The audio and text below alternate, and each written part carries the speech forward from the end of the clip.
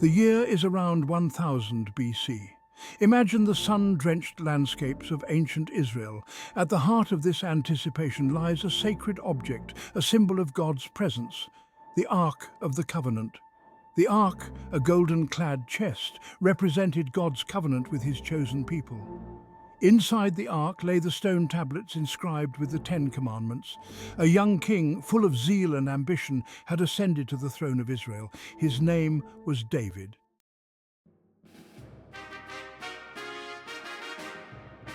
King David envisioned a united and strong Israel with Jerusalem as its capital. He longed to bring the Ark to Jerusalem, to make it the spiritual center of his kingdom. The Ark, he believed, would be a testament to God's blessing on his reign. Only the Levites, a specific tribe designated by God, were permitted to carry the Ark. These regulations underscored the sacredness of the Ark and the reverence due to God's presence.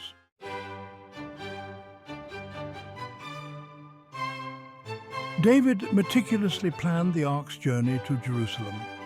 He gathered 30,000 men to accompany the sacred vessel.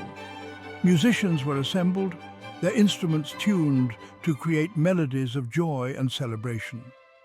The Ark, carefully placed on a new cart drawn by oxen, was ready to begin its journey.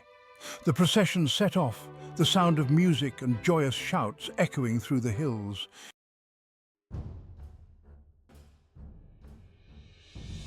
The procession carrying the Ark of the Covenant commenced its journey.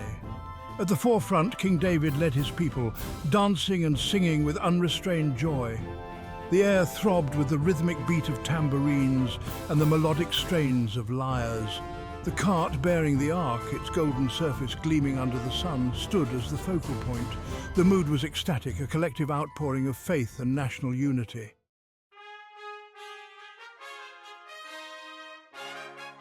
As the procession wound its way through the countryside, it was joined by more and more people. The music played a pivotal role in maintaining the joyous atmosphere.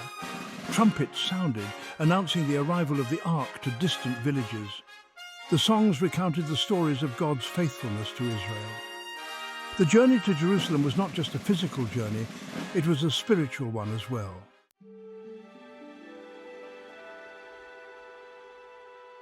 The procession continued its northward journey, the landscape changing gradually. Each day began and ended with prayers and sacrifices. The Levites tirelessly performed their duties, ensuring that the Ark was treated with the utmost reverence. People lined the roads, offering gifts of food and drink to the travelers. Despite the festive atmosphere, there was a palpable sense of reverence that permeated the procession.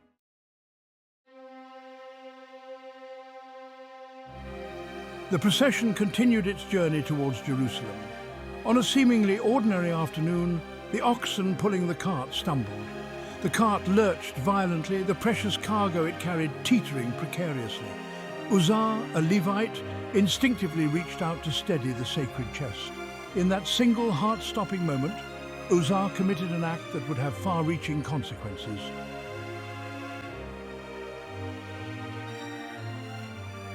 The consequences of Uzzah's actions were immediate and devastating. A blinding flash of light erupted from the Ark, and Uzzah lay dead on the ground. Panic seized the crowd and the procession dissolved into chaos.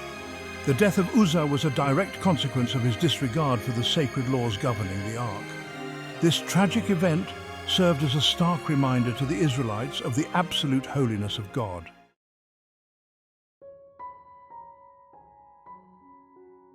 The tragic incident at the threshing floor of Nacon sent shockwaves through the hearts of the Israelites.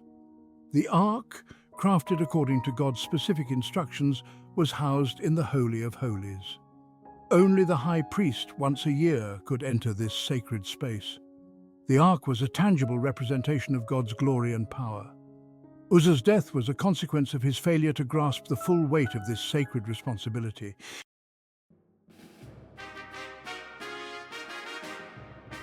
The concept of ritual purity was central to the Israelite faith. The Levites underwent rigorous purification ceremonies before assuming their duties. Their role as guardians of the sacred demanded a higher level of spiritual preparedness. Uzzah's transgression lay in his failure to observe the necessary rituals of purification. His death served as a harsh lesson for the Israelites, a reminder that approaching the divine required more than good intentions.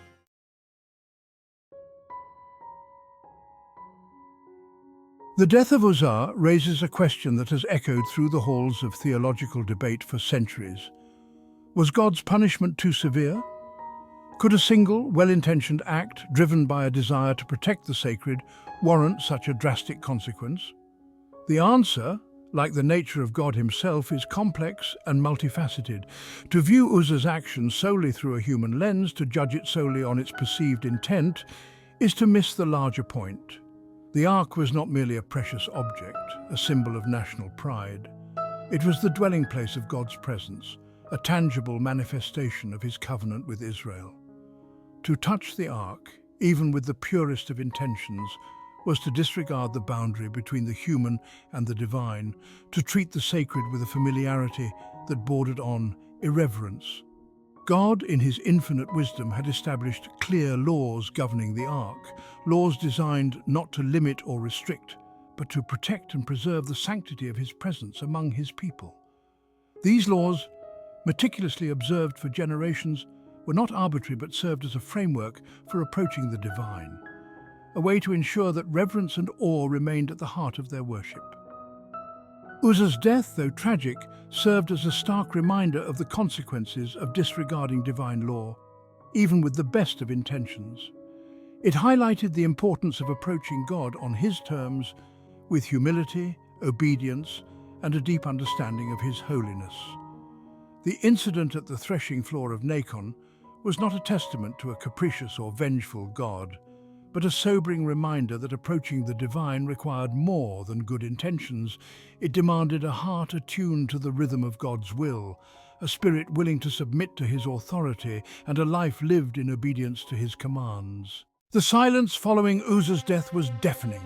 The Israelites looked on in terror as their king David stood frozen, his face a mask of disbelief and anger. The sudden shift from jubilant celebration to heart-stopping tragedy had shaken him to his core.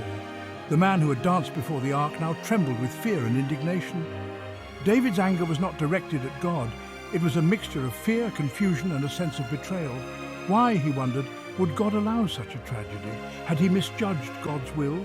Had his ambition to bring the ark to Jerusalem been misguided? The weight of these questions pressed down on him. Fear gripped David's heart. The raw power displayed in Uzzah's death was a terrifying reminder of God's sovereignty. David, despite his kingship, was but a man before the Almighty.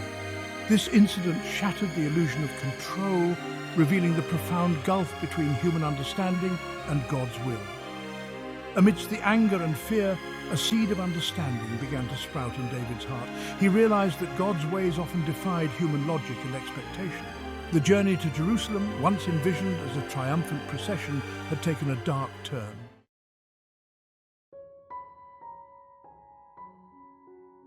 The original plan to bring the ark directly to Jerusalem lay in ruins, shattered by the tragedy at the threshing floor of Nacon. Fear gripped the hearts of the Israelites, their joy and anticipation replaced by a chilling uncertainty. The ark, once a symbol of God's blessing, now seemed to radiate an aura of danger, a tangible reminder of the divine judgment that had befallen Uzzah. David, shaken and uncertain, knew that he could not proceed to Jerusalem under these circumstances. The fear that had gripped his people, the questions that gnawed at his own soul, demanded a different course of action. He needed time to understand God's will, to seek guidance amidst the confusion and fear that had enveloped them. And so he made a decision that reflected both his wisdom and his humility. Instead of forcing the issue, David decided to leave the ark at the house of a man named Obed-Edom, a Levite known for his piety and his reverence for God. Perhaps, David reasoned, God's anger would subside. His presence would bring blessing instead of judgment to this humble dwelling. It was a decision born not out of fear, but out of a newfound respect for the sacred. A recognition that approaching God's presence demanded careful consideration and a humble heart. The Israelites, relieved to distance themselves from the source of their fear, readily agreed to this change of plans. The procession, once a jubilant parade, now moved with a somber quietude, the weight of Uzzah's death casting a long shadow over their journey. The ark, carefully transported to Obed-Edom's house, became a silent guest, its presence a constant reminder of the power and the mystery of the divine.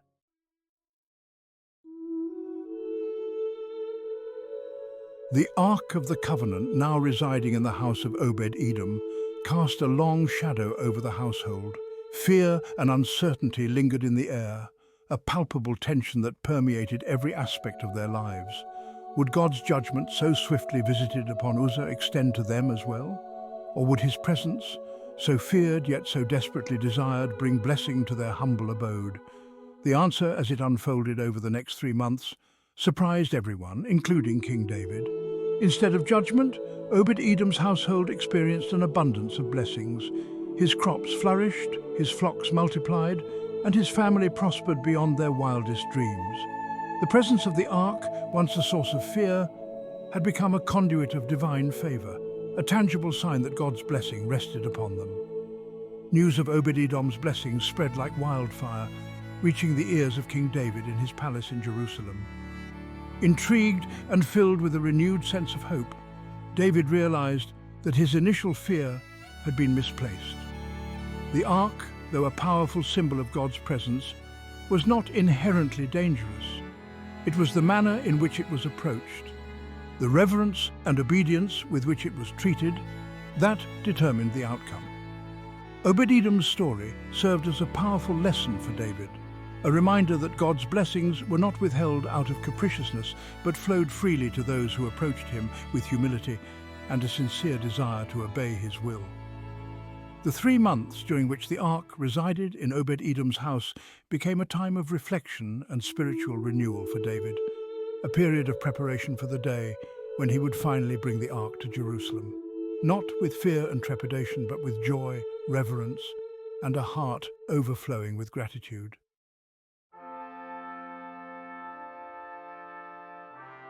3 months after the tragic incident at Nacon and hearing of Obed-Edom's blessings, King David felt renewed purpose. He ordered the ark to be brought to Jerusalem, ensuring every aspect adhered to divine instructions. The Levites, properly consecrated, carried the ark on their shoulders as God commanded. The atmosphere was different this time, filled with awe and reverence. The Israelites, humbled by Nacon, approached the ark with fear and reverence. David, now humble and wise, led the procession, reflecting deep respect for the ark. The ark's arrival in Jerusalem was celebrated, tempered by Uzzah's memory. Sacrifices were offered, prayers recited, and the people rejoiced in their renewed understanding of God's holiness. The ark's journey, marked by tragedy and fear, culminated in triumph, a testament to obedience and faith. The story of the ark's journey is a timeless narrative resonating across cultures and generations. It reminds us that approaching the divine requires more than good intentions. It demands a pure heart and a submissive spirit.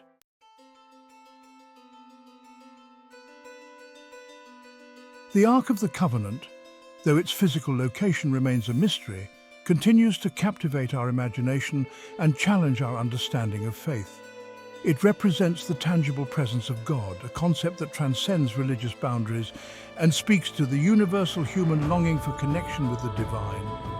The story of King David and the Ark reminds us that true faith is not passive acceptance, but active engagement with the divine. It requires us to seek understanding, to wrestle with difficult questions, and to approach God with both humility and boldness. It challenges us to examine our own lives, our motivations, and our willingness to surrender to a power greater than ourselves. The lessons learned from the Ark's journey are as relevant today as they were thousands of years ago. In a world often characterized by spiritual apathy or conversely by religious extremism, the story of the Ark calls us to find a middle ground. A path of humble reverence, thoughtful obedience, and a deep respect for the sacred, however we may define it.